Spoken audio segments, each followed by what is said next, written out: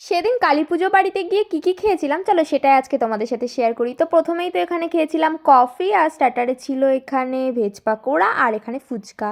দেন চলে গেছিলাম main course খেতে, যেখানে প্রথমেই দিয়েছিল মিনারেল ওয়াটার, দেন দিয়েছিল রাধাবল্লভী, আর এখানে ছিল কিন্তু চানা পানির, যেটা খেতে কিন্তু বেশ টেস্টি হয়েছিল।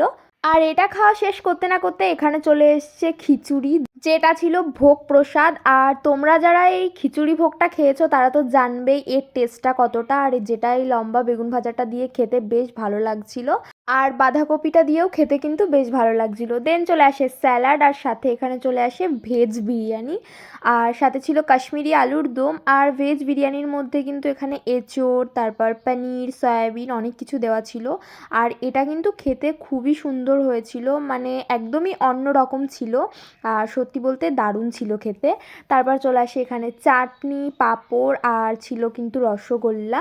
আর চাটনি পাঁপড়টা তো খেতে খুবই ভালোবাসি আমি, তো এটাও খেয়ে দেন খেয়েছিলাম এই রসগোল্লাটা, যেটা কিন্তু খুবই সফট ছিল আর খুব সুন্দর ছিল খেতে। দেন স্টল থেকে নিয়েছিলাম আইসক্রিম। তো আজকে ভিডিওটা এই অবধি, টাটা।